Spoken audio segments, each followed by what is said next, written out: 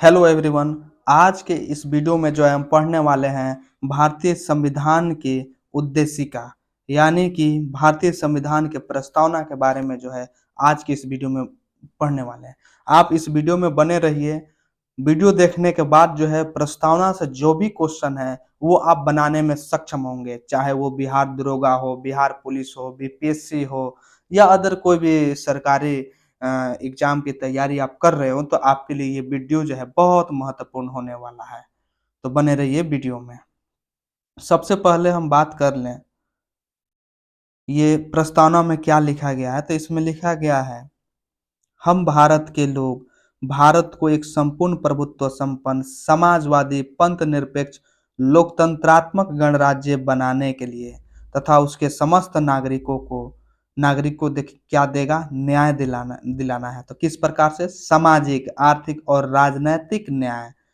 उसके बाद स्वतंत्रता दिलाने का बात होता है नागरिकों को। किस प्रकार की स्वतंत्रता? विचार की स्वतंत्रता, अभिव्यक्ति की स्वतंत्रता, विश्वास, धर्म और उपासना की स्वतंत्रता।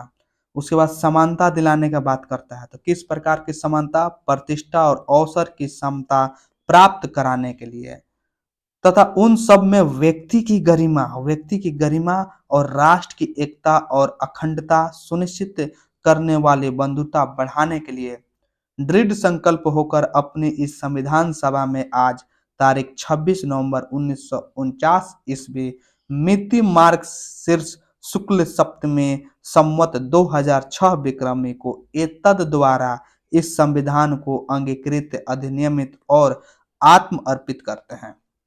अब इससे क्वेश्चन कैसे बनता है कि भारतीय संविधान के प्रस्तावना जो है शुरू होता है, ऑप्शन में दो चार दे देगा और उसमें यह भी रहेगा हम भारत के लोग। तो आपको टिक क्या करना है? हम भारत के लोग से जो है शुरू शुरू होता है। समाप्त कहाँ होता है?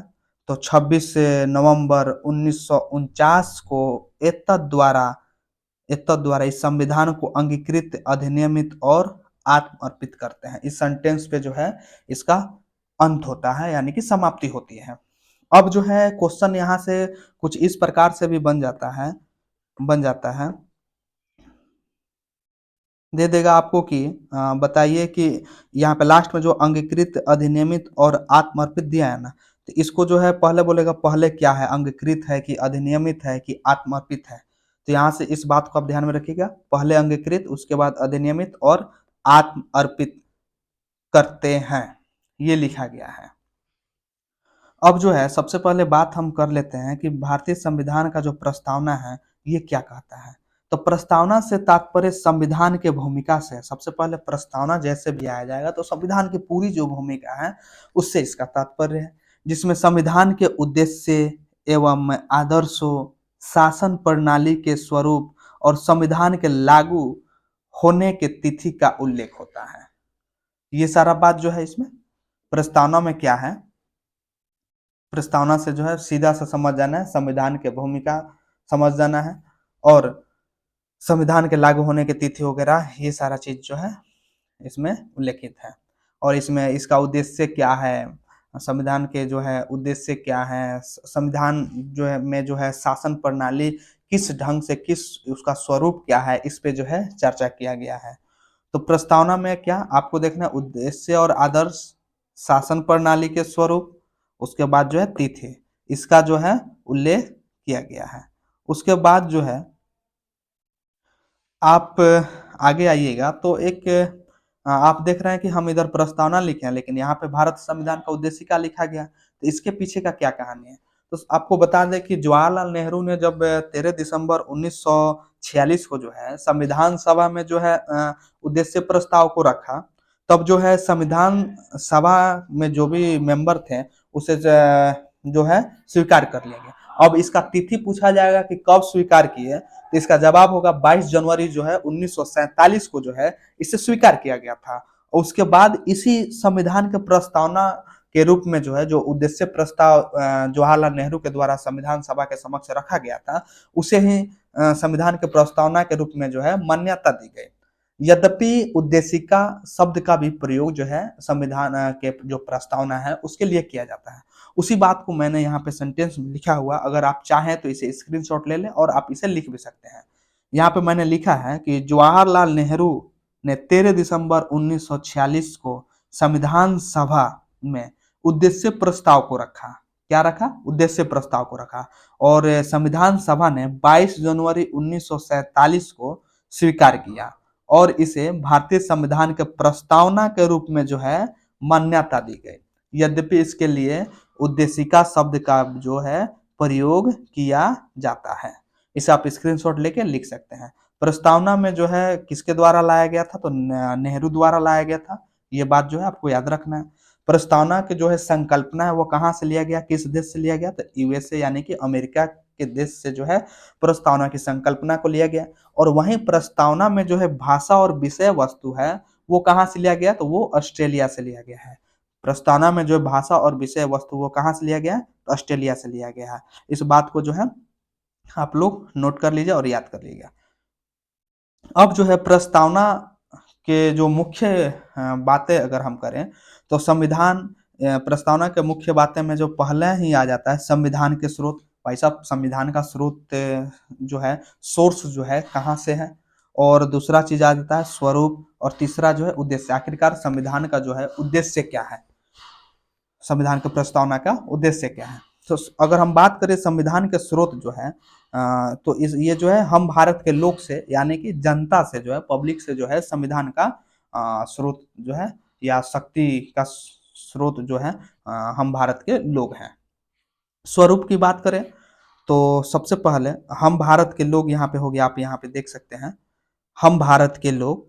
हम भारत के लोग देखिए भारत को किस प्रकार से बनाना चाहते हैं? तो संपूर्ण प्रभुत्व संपन्न, देखिएगा, समाजवादी, पंथ निरपेक्ष, लोकतंत्रात्मक गणराज्य बनाने के लिए। यहां से देखिए हम भारत के लोग भारत को एक संपूर्ण प्रभुत्व संपन्न, समाजवादी, पंथ निरपेक्ष, लोकतंत्रात्मक गणराज्य बनाने के लिए ये जो है ये सारा चीज क्या है? स्वरूप है। किसका स्वरूप है? भारत की प्रस्तावना का जो है स्वरूप है। क्या स्वरूप है? तो संपूर्ण प्रभुत्व संपन्न, याद कीजिएगा, संपूर्ण प्रभुत्व संपन्न, समाजवादी, पंथ निरपेक्ष, लोकतंत्रात्मक गणराज्य। अब जो है इतना अगर आपको ध्यान में आया होगा तो यहाँ पे आप जो है देखिए स्वरूप के बाद जो है हमें पढ़ना है उद्देश्य। इसका उद्देश्य क्या है भाई? तो देखिए यहाँ पे आइए, यहाँ तक तो क्लियर हो गया। हम भारत के लोग भारत को किस प्रकार से बनाना चाहते हैं, इसका स्वरूप किस प्रकार से देना चाहते हैं? तो भारत को एक संपूर्ण प्रभुत्व संपन्न, समाजवादी, पंथ निरपेक्ष, लोकतंत्रात्मक गणराज्य बनाने के लिए तथा समस्त नागरिकों को जो है समस्त नागरिकों को क्या करना है अब? तथा समस्त नागरिकों को देखिए समस्त नागरिकों को न्याय दिलाने का बात हो रहा है। समस्त नागरिकों को क्या न्याय? न्याय दिलाना है। उद्देश्य इसका क्या है भाई? समस्त नागरिकों को न्याय दिलाना, स्वतंत्रता दिलाना, समानता समता दिलाना और व्यक्ति की जो गरिमा है, डिग्निटी है, उसको भी बचाए रखना। राष्ट्र की एकता एवं अखंडता और साथ साथ ही बंधुत्व यानी कि भाईचारा को बढ़ावा देना, ये बात जो है इसमें दिया गया है। और एक चीज और ध्यान में रखिएगा, न्याय जो है किस प्रकार से न्याय चाहिए लोगों को? तो सामाजिक न्याय चाहिए, आर्थिक न्याय चाहिए और राजनीतिक न्याय चाहिए। स्वतंत्रता किस प्रकार से चाहिए? तो आइए यहाँ पे देखते हैं। विचार की स्वतंत्रता चाहिए, अभिव्यक्ति की स्वतंत्रता, विश्वास, धर्म, अपने हिसाब से जो है किसी धर्म को मानने की स्वतंत्रता, अभिव्यक्ति में जो है बोलने की स्वतंत्रता और उपासना की स्वतंत्रता, अपने धर्म के अकॉर्डिंग जो है पूजा पाठ अर्चना उपासना वगैरह कर सके, इसकी स्वतंत्रता दिलाने का बात करता है। न्याय का अगर ऊपर हम देखें तो पहला न्याय, यहाँ से देखिए पहला न्याय, न्याय में जो है किस प्रकार से न्याय?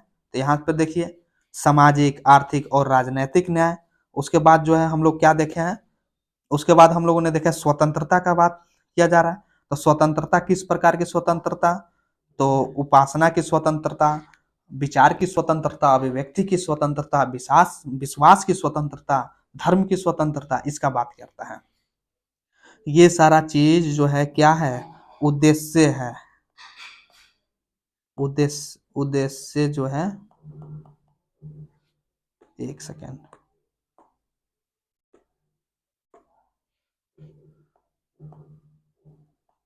उद्देश्य में। उद्देश्य में क्या-क्या बात लिखा गया था उधर? न्याय की, स्वतंत्रता की, स्वतंत्रता की, समता की यानी कि समानता की और व्यक्ति की गरिमा की और इसके साथ-साथ राष्ट्र की एकता एवं अखंडता सुनिश्चित करने वाली बंधुता बढ़ाने के लिए। तो न्याय में जो है हम लोगों ने देख लिया, सामाजिक, आर्थिक और राजनीतिक न्याय। स्वतंत्रता में भी देख लिया, विचार, अभिव्यक्ति, विश्वास, धर्म और उपासना की। समता, किस प्रकार की समानता की बात किया जा रहा है? तो प्रतिष्ठा और अवसर की समता प्राप्त कराने के लिए तथा उन सब में व्यक्ति की गरिमा और राष्ट्र की एकता और अखंडता सुनिश्चित करने वाली बंधुता बढ़ाने के लिए। अब जो है यहाँ पे प्रस्तावना की मुख्य बातें क्या है? भारत के स्रोत यानी तो उसमें क्या होगा? हम भारत के लोग जो है यानी कि जनता जो है भारत की प्रस्तावना का जो है स्रोत है। स्वरूप का बात में जो है संपूर्ण प्रभुत्व संपन्न समाजवादी पंथ निरपेक्ष लोकतंत्रात्मक गणराज्य जो है क्या है? स्वरूप है। और इसका उद्देश्य क्या है? लोगों को न्याय दिलाना, स्वतंत्रता, समता, व्यक्ति की गरिमा, राष्ट्र की एकता, अखंडता, बंधुता, ये सारा बात जो है ये प्रस्तावना में भी है। यहाँ तक जो है आपको याद हो गया होगा। क्या-क्या चीज़? तो हम भारत के लोग ये क्या हैं? स्रोत हैं। फिर से एक बार इसको ही करते हैं। भारत को किस प्रकार बनाना चाहते हैं? संपूर्ण प्रभुत्व संपन्न, समाजवादी, पंथ निरपेक्ष, लोकतंत्रात्मक गणराज्य बनाने के लिए समस्त नागरिकों को न्याय जो है सामाजिक, आर्थिक और राजनैतिक न्याय। स्वतंत्रता की बात हो गया तो विचार, अभिव्यक्ति, विश्वास, धर्म और उपासना की स्वतंत्रता की बात है। समता, प्रतिष्ठा और अवसर की समता की बात है। उसके बाद तथा उन सब में व्यक्ति की गरिमा और राष्ट्र की एकता और अखंडता सुनिश्चित करने वाली बंधुता बढ़ाने के लिए जो है दृढ़ संकल्प होकर अपनी संविधान सभा में आज तारीख 26 नवंबर 1949 ईस्वी मिति मार्ग से शुक्ला सप्तमी संवत 2006 विक्रमी को एतद द्वारा इस संविधान को अंगीकृत, अधिनियमित और आत्मर्पित करते हैं। उम्मीद है अगर जो है आपको ये संविधान की मुख्य बातें अगर याद रहेगा तो यहाँ से जो है आप संविधान की प्रस्तावना जो है याद करने में सक्षम होंगे। अगर फिर भी याद नहीं होता है तो आप क्या कीजिए, एक बार जो है अपने एक पेज पे जो है भारत के संविधान के प्रस्तावना को लिख कर जो है अपने स्टडी टेबल के सामने जो है दीवार वगैरह में चिपका लीजिए और उसे बार-बार देखिए ताकि आपको याद हो जाए और संविधान के मूल बातों को जो है समझ सकिएगा आप, अगर ये चीज़ कंप्लीट हो गया हो गया। लेकिन एग्जाम में जो है इसके अलावा क्वेश्चन क्या पूछे जाते हैं? क्वेश्चन पूछे जाते हैं, संविधान के प्रस्तावना को जो है परिचय पत्र किसने कहा है? संविधान के प्रस्तावना को जो है परिचय पत्र किसने कहा है? तो इसका जवाब होगा एन.ए. पालकीवाला ने जो है संविधान की प्रस्तावना को क्या कहा है? परिचय पत्र कहा है। यहाँ से जो है इस बात को जो है आप याद कर लीजिएगा। उसके बाद संविधान के प्रस्तावना, भारतीय संविधान के प्रस्तावना को दीर्घकालिक सपनों का विचार किसने कहा है? तो अल्लादी कृष्णा स्वामी अय्यर। प्रस्तावना को जो है दीर्घकालिक सपनों का विचार किसने कहा है? तो अल्लादी कृष्णा स्वामी अय्यर। इसके साथ ही आगे आप देखिएगा संविधान की आत्मा या कुंजी, प्रस्तावना को जो है संविधान की आत्मा या कुंजी किसने कहा है? ठाकुर दास भार्गव।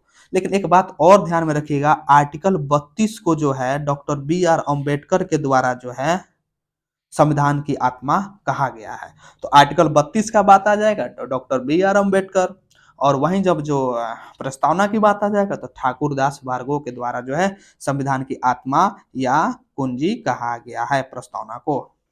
आगे जो है हम लोग फिर एक और पॉइंट जो है आपको याद रखने वाला है कि मुंशी के अनुसार जो है प्रस्तावना देश की राजनीतिक जनपत्री है। राजनीतिक जनपत्री किसने कहा है? तो के.एम. मुंशी ने कहा है प्रस्तावना को। और प्रस्तावना में जो है भारतीय संविधान का दर्शन पाया जाता है। इस बात को जो है आप लोग याद कर लीजिएगा। इसके साथ-साथ ही बहुत बार जो है क्वेश्चन ये पूछा गया है कि 42वें संविधान संशोधन में जो है, जो 1976 में हुआ था, इसमें 3 नए शब्द जो है प्रस्तावना में जोड़ा गया। वो शब्द कौन-कौन से हैं? तो पहला जो है समाजवादी, दूसरा जो है पंथ निरपेक्ष और तीसरा जो है अखंडता। ये तीनों शब्द को जो है भारतीय संविधान के प्रस्तावना में जो है 42वें संविधान संशोधन के तहत 1976 में जोड़ा गया था। इस बात को जो है आपको याद कर लेना होगा। आज के वीडियो में इतना ही। मिलते हैं एक नए वीडियो में फिर से एक नए